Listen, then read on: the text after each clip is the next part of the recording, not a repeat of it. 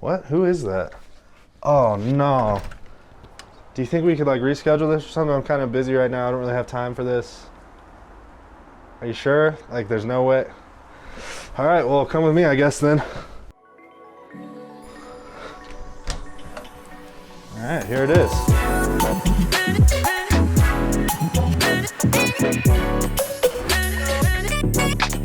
So this is my studio slash office for 2020. This is pretty much like my dream setup of everything. I do pretty much everything in here. So I stream in here, I edit videos in here, I work on music in here. Oh, I shoot videos and even some photos and stuff. This is basically ready for anything. So I guess we'll just start over here by the door maybe with some lick.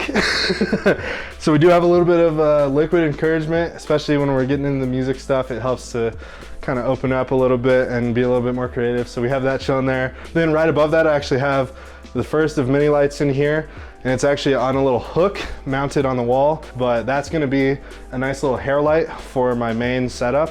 And it's also gonna bring a little bit more ambiance into the room. Moving on, we have a little couch here for if the homies are chilling, making music, or maybe if I have a guest on my stream. I have not sat on that couch once. We also have some art on the walls. We have a lot of acoustic foam throughout the room, you'll see. I promise you, I know that it does nothing, it just looks cool. Moving on, we have a little record station that is also kind of not set up yet. The record player can't be used yet. Need to get some cables for it. But we also have some records on the wall, as well as all of my favorite records here that I have. And then that kind of brings us to the main part of the room, which is the desk. So this desk is a custom made countertop from IKEA. It's ridiculously big, but I needed something big. As you see, I have a ton of stuff on here, and then it's on my legs from Autonomous. So it is a sit-stand desk. Got the PC here, custom built, of course. I'm not really gonna go over the specs. It's kind of dying, so I need to upgrade soon. Then we have the monitors back there. They're from Sterling. They're pretty cheap monitors, but they get the job done for editing, for music, and just for like general computer use when I'm watching streams and stuff. The main thing that you probably see that's a lot different from most setups is the TV back there. So that's a 49-inch TV, I think. It's also 4K, so it's just a ton of real estate. And it's at the perfect height to where I just look barely over my monitor, and everything is right there. So I use that for music production, editing, watching videos. If there's somebody in here working on something with me, I can throw stuff up there and watch it. It's just, that's like easily the best thing I've done with this new studio is the TV. It has been a lifesaver for efficiency and just having all the screen real estate I need to do everything I do. So moving on, we do have a regular 27-inch monitor. This is 16:9 because this ultra wide over here, which is my side monitor, used to be my main monitor, but it doesn't work for like streaming and stuff like that to have that aspect ratio. And I actually kind of prefer it being over there on the side because I can throw up a lot of different stuff on there as well while I'm working on other stuff. And I guess we'll kind of talk about some stuff that's on the desk. So we have two different keyboards. We have a Midi keyboard that I use for music production, all that kind of stuff. Obviously, comes in a lot handy to have all the different knobs and stuff. And I have my Stream Deck, which right now is like 100% for streaming. I don't use it for anything else currently, but I am kind of in the process of figuring out how I can use it for editing and music production and stuff like that. I have my main camera that I use at my desk, which is actually a broken A6500 from Sony. The SD card slot doesn't work, so it makes for a perfect studio cam since I use a capture card with it. And that has a 16mm 1.4 lens on it, which is just perfect for a setup like this where I'm at a studio and I want the background to be nice and out of focus. And then we have my mixer, which is the Yamaha MG10XU. That's where all of my audio is gonna route into it, out of it, not only for streaming and for general computer use, but also it's how I get audio to my monitors and my headphones and everything like that at the same time. So that's a very essential piece of my setup. And then my more recent audio additions are kind of back here. I have this audio interface. So I used to just run my mic into the mixer as well, but now that I'm working on music production and stuff, it's pretty important to have an interface just because of how an interface interacts within a music software. This microphone, my main microphone, is plugged into it, and that's the Rode NT1. I love this microphone, it's great for pretty much everything. And then recently, this is actually not my microphone, But of course, this is the Shure SM7B. This is actually Danny's microphone, and it's just been over here at this studio for quite a while. And then right on top of that, I have a headphone splitter in case there's multiple people here working on music and we're recording vocals or something where we need headphones. It's the biggest room in my house, and it's pretty much completely full with gear. But in the closet here, I mostly have spare cables, spare gear.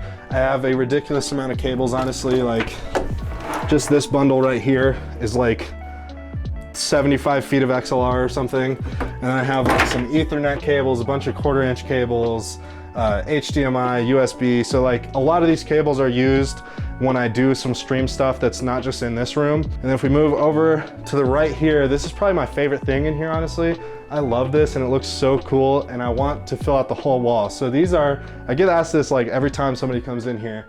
I actually just printed these off at Walgreens. So I just like went online, downloaded like a movie poster or the movie cover from all these different movies, and then just ordered them to Walgreens, and it was like $20.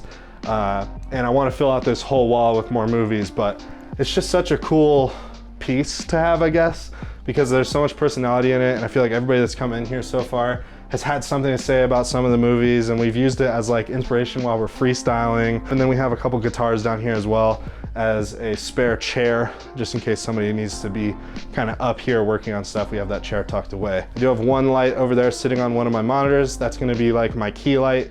I bounce it into the ceiling to give me a nice soft light, and it doesn't overpower the LED strip that I have up on the ceiling. And that's kind of what gives the room the most like ambience and the vibe that you get when you're in here. I try to keep it pretty like dim lighting, but still enough lighting to be able to shoot in here no problem. And I guess that's pretty much it for the studio itself. Now we'll take a quick look downstairs at my gear room, because you heard it here first. I have 2 rooms in my house dedicated to gear. Let's take a look. So let's take a look.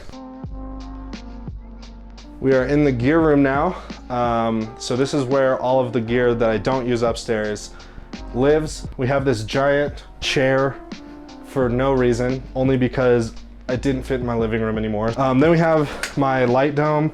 It's a 3-foot light dome for my big light.